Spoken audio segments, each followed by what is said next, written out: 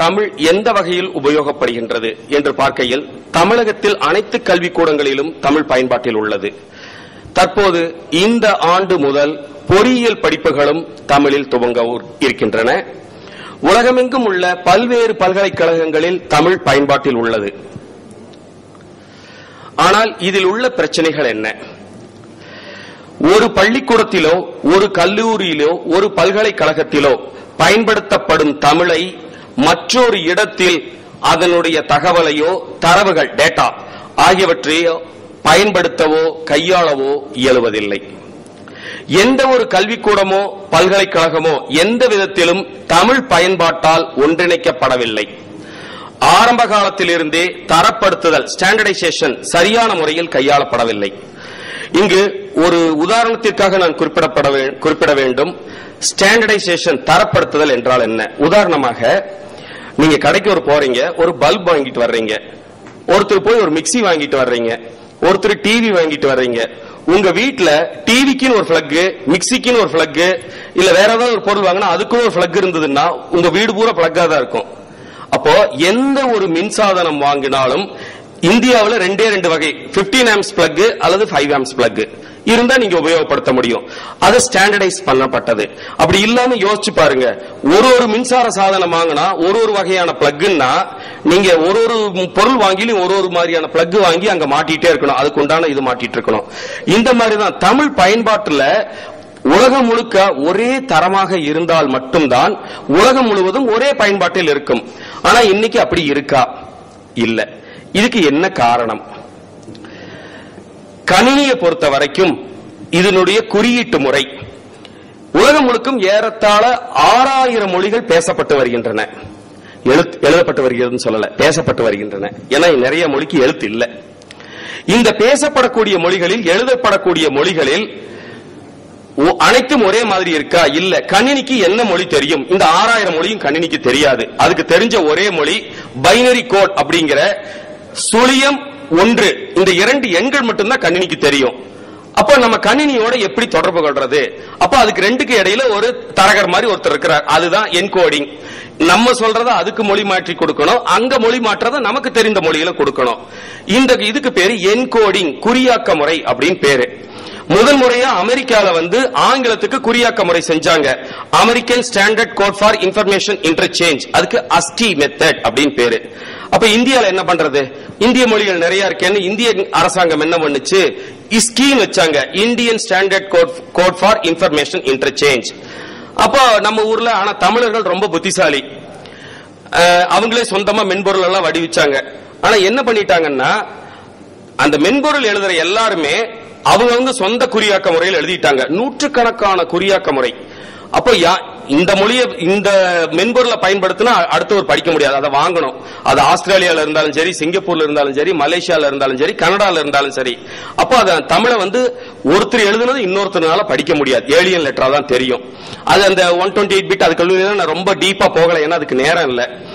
அப்ப இது என்ன பண்றது? இதை ஒரு ஸ்டாண்டர்டைஸ் பண்ணணும் அப்படின்னு முதன் முறையா என்ன பண்ணாங்கன்னா, தகுதரம் TISKI அப்படின்னு கொண்டு வந்தாங்க, Tamil standard code for information interchange.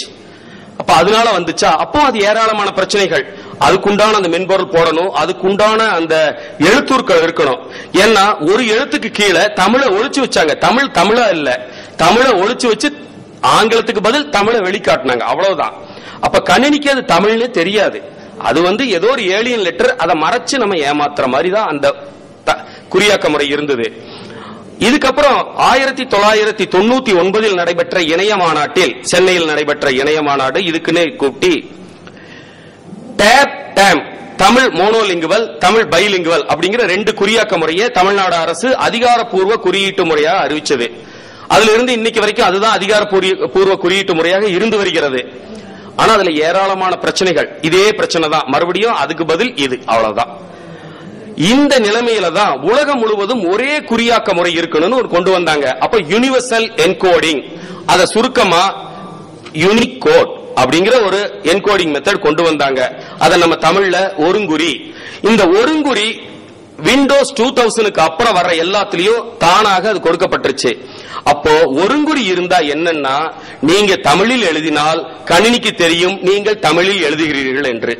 அதனால உங்க கணினியில எந்த மென்பொருள் இல்லாவிட்டாலும் நீங்கள் படிக்க இயலும், எழுத இயலாது. அதுக்கு என்ன, அது கூட கீபோர்டு இல்ல. இப்ப ஒருங்குறியை பத்தி சில விவரங்கள் சுருக்கமா சொல்லிடுறேன். உலகத்தில் உள்ள ஏராளமான மொழிகளை ஒன்றிணைத்து எழுத்துரு இருக்கிற அத்தனை மொழியும் ஒன்னா சேர்த்து ஒவ்வொன்றுக்கும் ஒரு இடம் கொடுத்தாங்க. தமிழுக்கு 2944 முதல் 3071 வரை இடம் கொடுத்திருக்காங்க. அது U+DB82 U+0BFF அந்த இடம் இருக்குது. சோ அந்த இடத்துல அது தமிழுக்கு நிரந்தரமாக ஒதுக்கப்பட்ட இடம். இது ஒரு 16 பிட் ப்ராசஸர். இதுல இந்த எழுத்துல ஆ அப்படின்னு இருந்ததுன்னா இதே மாதிரியான இன்னொரு டேபிள் இருந்ததுன்னா அதுல மலையாள ஆ இருக்கும், கன்னடா ஆ இருக்கும், தெலுங்கு ஆ அப்படி வேற இருக்கு. அதனால நிறைய பயன்பாடுகள் உள்ளது. அது பின்னாடி நான் சொல்றேன். மைக்ரோசாப்ட பொறுத்த வரைக்கும் லதா மற்றும் விஜயா அப்படின்னு 2 ஃபாண்ட் டிஃபால்ட் ஃபாண்ட் கொடுத்திருக்காங்க. நீங்க எழுதுனா தானா அது தமிழ்ல எழுதுறீங்கன்னு புரிஞ்சுக்கிட்டா அந்த ஃபாண்டுக்கு லதா ஃபாண்டுக்கு தானா மாறிடும். தனியார் ஏராளமான எழுத்துக்கள் இலவசமா கொடுத்திருக்காங்க. இன்னைக்கு கொடுக்கப்பட்ட சிடிகள்ல கூட அந்த எழுத்துக்கள் எல்லாம் நீங்க பார்க்கலாம். ஏராளமான ப்ரோக்ராம் தமிழ்ல நீங்க என்ன வேணா செய்யலாம் அப்படிங்கிற அளவுக்கு போதுமான தமிழ் ப்ரோக்ராம்கள் இப்ப வந்துருச்சு. இந்த ஒருங்குறியினால் உண்டாகும் மற்ற பயன்கள் என்ன? நீங்க தமிழ்ல அடிச்சிட்டு மற்ற மொழியில் தேடுதல் செய்ய முடியும். ரெண்டாவது, ஸ்டாண்டர்டைசேஷன். நீங்க தமிழ் எழுதுனா தமிழா பயன்படுத்த முடியும். அதுக்கு உண்டான சப்போர்ட் சர்வீஸ், சார்பு சேவை உங்களால பெற முடியும். மல்டி லெவல் யூசர் ப்ரோக்ராம்ஸ், நீங்க ஒரு கம்ப்யூட்டர்ல போட்டுட்டு சர்வர்ல கொடுத்து நிறைய நோட்ஸ் அப்படின்னு சொல்லுவாங்க, அவங்க பயன்படுத்தணும்னா இதுல முடியும். ஏன்னா தமிழ் இல்லைன்னா ஏலியன் லெட்டரா இருந்தா 2 கம்ப்யூட்டரை நீங்க லிங்க் பண்ண முடியாது. இது யூனிகோட்ல அது செய்ய முடியும். அது தவிர உங்களுடைய கைபேசிகளில் ஜாவா தொழில்நுட்பம் இருப்பதாக இருந்தால் தமிழில் நீங்கள் செய்திகளை பரிமாறிக்கொள்ள அல்லது உள்ளீடு செய்ய முடியும். இத்தனை பயன் ஒருங்குறியில இருக்கு. இது தவிர அச்சு உலகம் அவங்களுக்கு ஒருங்குறியில சில பிரச்சனைகள் வருங்கிறதுக்காக டேஸ்ட் அப்படிங்கிற ஒரு குறியாக்க முறையை கொண்டு வர்றாங்க. அதுக்கு பேரு தமிழ் ஆல் கேரக்டர் என்கோடிங். இதுல என்ன சொல்றாங்கன்னா, தமிழ் எழுத்துக்கள் கேட்டா தப்பா எடுத்துக்காதீங்க, தமிழ் எழுத்துக்கள் மொத்தம் எத்தனை? பயன்பாட்டில் உள்ள தமிழ் எழுத்துக்கள் எத்தனை? மறந்துட்டோம், தெரியாது. கிரந்த எழுத்துக்கள் 6 எழுத்துக்களை நாம் பயன்படுத்துகிறோம். அதில் ஒரு எழுத்து தனி எழுத்து, ஸ்ரீ என்ற எழுத்து. 5 கிரந்த எழுத்துக்கள், அதற்குண்டான உயிர்மெய்கள் 60 எழுத்துக்கள் இருக்கின்றன. ஆக 313 எழுத்துக்களை நாம் பயன்படுத்திக் கொண்டிருக்கிறோம். அந்த 313 எழுத்துக்களுக்கும் இடம் வேண்டும். ஏன்னா அங்க 128 எழுத்துல, ஆனா தமிழ் பயன்பாட்டில் ஒருங்குறிக்கு இவ்வளவு எழுத்தெல்லாம் தேவையில்லை. எத்தனை எழுத்துக்கள் தேவைன்னா, உயிரெழுத்து 12, மெய்யெழுத்து 18, ஆயுத எழுத்து 1, கிரந்த எழுத்துக்கள் 6. ஆக 37 எழுத்து இருந்தா தமிழ் எழுத முடியும்.